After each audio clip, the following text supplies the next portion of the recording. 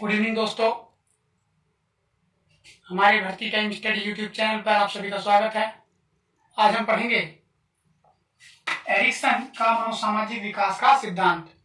अक्सर इसको छोड़ देते हैं इम्पोर्टेंट समझ के, लेकिन इसमें ये कितना इम्पोर्टेंट मैं बताऊंगा। इसमें से भी क्वेश्चन आ जाता है, इसलिए हमें कुछ छोड़ना नहीं है, सारे सिद्धांत कवर करने हैं। एरिक्सन ने एक मनोसामाजिक सिद्धांत दिया था, इसको कहते हैं psycho social development theory English में। इसको हम हिंदी में कह सकते हैं मानव विकास का सिद्धांत या जीवन विकास का सिद्धांत। में यही है कि मानव सामाजिक विकास का सिद्धांत किसने दिया? एरिक्सन ने। इसको मानव विकास का सिद्धांत या जीवन विकास का सिद्धांत क्यों कहा गया? क्योंकि एरिक्सन का जीवन बड़ा द्विधापूर्ण था। इन्होंने अपना जीवन बहुत संघर्षशील जीवन बिताया, इसलिए अपने जीवन को समाज से जोड़कर इन्होंने देखा और तब इन्होंने अपने यानी पूरे जीवन को इसमें डिफाइन किया है। जैसे इसको इन्होंने एक बुक लिखी थी चाइल्डहुड एंड सोसाइटी 1963 में। चाइल्डहुड एंड सोसाइटी ये 1902 में पैदा हुए और 1994 में इनकी डेथ हो गई। तो 1963 में उन्होंने बुक लिखी थी और ये एक साइकोलॉजिस्ट थे, जर्मन अमेरिकी। ये जर्मन अमेरिकी कैसे थे? यानी इनकी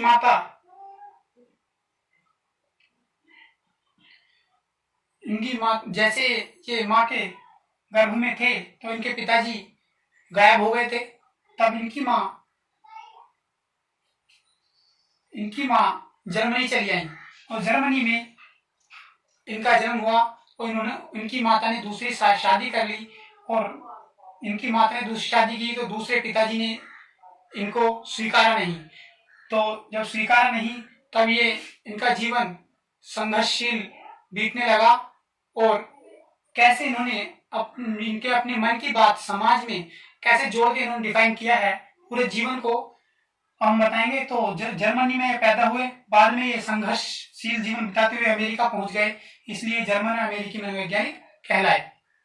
अब देखिए, इन्होंने मानव विकास की 8 अवस्थाएं बताई हैं इस पुस्तक में चाइल्डहुड एंड सोसाइटी 1963 में। मानव जीवन की 8 अवस्थाएं बताई हैं और इसमें इनका इंपॉर्टेंट ये है कि सभी मनोवैज्ञानिकों ने 18 वर्ष तक 20 वर्ष तक मानव विकास डिफाइन किया है और ये एक ऐसे मनोवैज्ञानिक हैं इन्होंने पूरे लाइफ साइकिल को अपने इस सिद्धांत में डिफाइन किया है, इसलिए इम्पोर्टेंट है।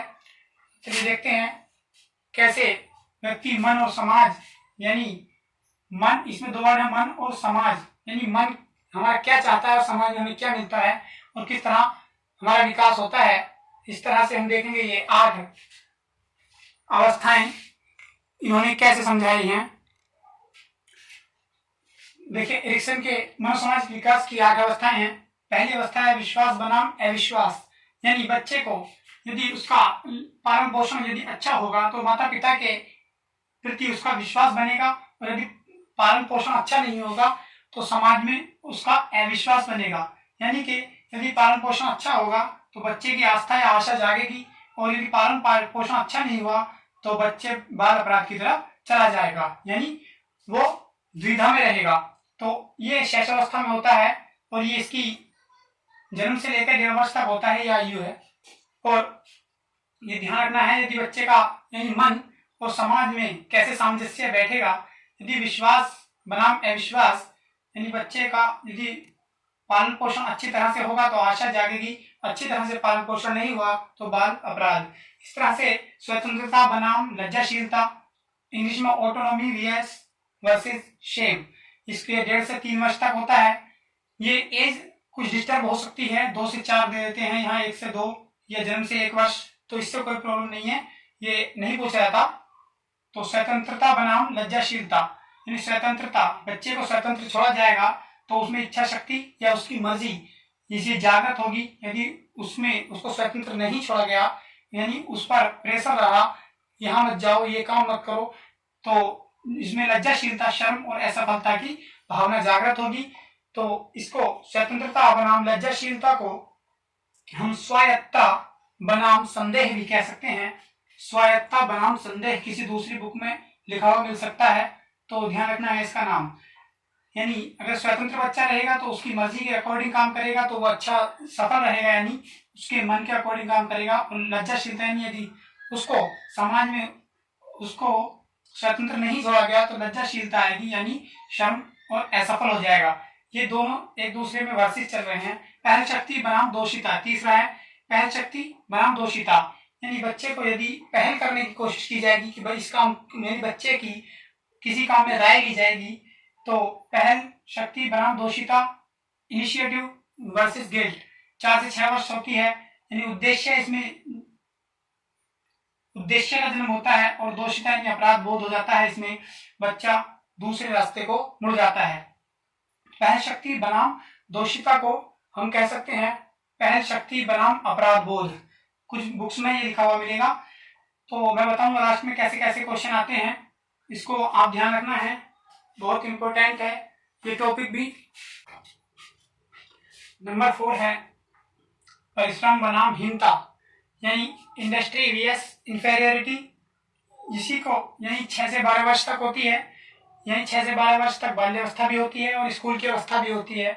बच्चा स्कूल जाना प्रारंभ कर देता है, इसलिए इसको स्कूल अवस्था या बाल्यावस्था कहते हैं। यानी पूछता है कि बाल्यावस्था में मानव सामाजिक विकास की कौन सी अवस्था आती है, तो परिश्रम बनाम हीनता। परिश्रम, यदि बच्चा परिश्रम करना सीखेगा तो उसकी सामर्थ्य या क्षमता बढ़ेगी, यानी बच्चा समाज में कुछ कार्य करना सीखेगा। यदि उससे परिश्रम नहीं कराया गया, उसको हीन भावना से देखा गया, तो उसके अंदर आलस्य जन्म ले लेगा और कुंठा वगैरह जन्म लेगा। इसके बाद पहचान बनाम संभ्रांति। 5वां पहचान बनाम संभ्रांति, यह इसको हम कह सकते हैं पहचान बनाम भूमिका। तो आइडेंटिटी वर्सेस कंफ्यूजन, ये 12 से 19 साल तक होता है और 12 से 19 साल तक किशोर अवस्था होती है। क्वेश्चन पूछ जाता है पहचान बनाम संभ्रांति में यानी कौन सी अवस्था आती है, तो किशोर अवस्था, या पूछ जाता है किशोर अवस्था में सामाजिक विकास की कौन सी अवस्था होती है, तो 5वीं यानी पहचान बनाम संभ्रांति। इसमें क्या होता है, यदि बच्चा परिश्रमी है, परिश्रम करता है तो अपनी पहचान बना लेगा। यदि हीनता है उसके अंदर, उसको हीन भावना से देखा गया, तो संभ्रांति उसके अंदर आएगी, यानी उस आलस्य आएगा, कुंठा होगी और वो भ्रम हो जाएगा, उसको भ्रमित हो जाएगा, यानी उसमें भ्रम हो जाएगा, डर हो जाएगा। यानी पहचान बनाम संभ्रांति में पहचान यानी कर्तव्य निष्ठा या पहचान, और इधर यदि बच्चे का सही पालन पोषण समाज में नहीं हुआ, यानी जैसे हमने बताया था 5वां पहचान बनाम भूमिका, यदि उसकी भूमिका को नहीं समझा गया, उसकी कंफ्यूजन में रहा बच्चा, तो उसमें भ्रम पैदा हो जाएगा। इस तरह से घनिष्ठ बनाम विलगन, इसको हम कह सकते हैं घनिष्ठ बनाम अलगाव भी कह सकते हैं, अलग होना। इंटीमेसी है वर्सेस आइसोलेशन, ये तरुण वयस्क अवस्था कहलाती है 20 से 30 वर्ष की। इसमें स्नेह यानी प्रेम का जन्म होता है, स्नेह का। उत्पादकता यानी नए कार्य करना, बिजनेस करना, इस तरह से फैमिली प्रोसेस उत्पादकता में आता है। घनिष्ठ बनाम और विलगन अलग होना यानी ठहराव। यदि बच्चा इस वाली एज में चल रहा है, इस वाली सीरीज में चल रहा है समाज में, यानी शुरू से ही उसका महत्व नहीं समझा गया, तो बच्चा हीन भावना से देखा गया, आलस्य आ जाएगा, संभ्रांति यानी कंफ्यूजन आ गया, वो भ्रम में आ जाएगा और फिर वो ठहराव यानी समाज में कोई नया काम नहीं कर सकता, वो वहीं पर ठहर जाएगा। अब देखिए 2 और हैं, इनको 2 को और देख लेते हैं, इसकी 8 अवस्थाएं पूरी हो जाएंगी। नेक्स्ट देखेंगे 7वां जननात्मकता बनाम स्थिरता। तो अभी जो छठा हमने पढ़ा था घनिष्ठता बनाम विलगन, तो वो अलग है, और जननात्मकता बनाम स्थिरता उसी के अंतर्गत उत्पादकता, इसको उत्पादकता बनाम ठहराव इसी को कहते हैं। वो गलत हो गया था, सॉरी, यानी जननात्मकता को उत्पादकता कह सकते हैं, बनाम स्थिरता को ठहराव कह सकते हैं। जो छठा अभी पढ़ा था, छठे में घनिष्ठता बनाम विलगन ही है, उसमें उसका दूसरा नाम नहीं है, तो उसके अंतर्गत हमने पढ़ा था स्नेह, उसमें सिर्फ स्नेह का जन्म होता है और फिर अलग होना है दूसरी तरफ, इधर स्नेह तो इधर अलग होना। अब इसके अंतर्गत आएगा यानी उत्पादकता बनाम ठहराव, इसको कह सकते हैं। अब देखिए जननात्मकता यानी प्रोडक्टिविटी, अभी ये बताया था जैसे फैमिली है, फैमिली की देखभाल करना इधर सीखेगा। और यदि उसको उसके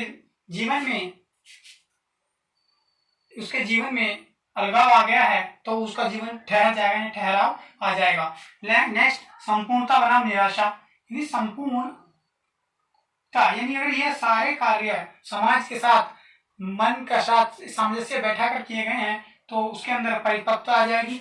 और यदि ये सारे कार्य हुए हैं बच्चे के साथ तो उसके अंदर निराशा आ जाएगी, पछताना, यानी वो पछताएगा अपने जीवन के मैंने क्या किया, इतने वर्ष की जिंदगी गुजारी। ये 65 से डेथ तक होती है, मृत्यु तक होती है, 65 वर्ष से मृत्यु तक, यही संपूर्णता बनाम निराशा, इस अवस्था में व्यक्ति जीता है। ये 30 से 65 वर्ष है। तो ये आप समझ गए होंगे। ये था हमारा एरिक्सन का मानव सामाजिक विकास का सिद्धांत। इसमें कैसे कैसे क्वेश्चन बनते हैं मैं 1 मिनट बता देता हूँ। जैसे पूछता है कि पहली अवस्था क्या है, विश्वास बनाम अविश्वास, और इस तरह से दे देता है, यानी संपूर्णता बनाम क्या आएगा, खाली जगह, कहीं निराशा, संभ्रांति, ठहराव और हीनता ये रख देगा, तो हमें पूरा करना पड़ेगा संपूर्णता बनाम निराशा था। ठीक है, तो इस तरह से। और क्वेश्चन पूछ देता है कि किशोर अवस्था में कौन सी अवस्था होती है, मनोसामाजिक विकास की कौन सी अवस्था होती है किशोर अवस्था में। तो किशोर अवस्था में हमने आपको बताया था, किशोर अवस्था में हमने आपको एक अवस्था बताई थी अभी, वो अवस्था थी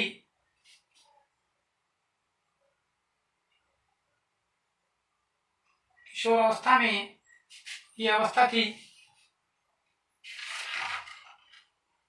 पहचान बनाम संभ्रांति। 5वीं अवस्था पहचान बनाम संभ्रांति, इस अवस्था में होता है, यानी किशोर अवस्था में।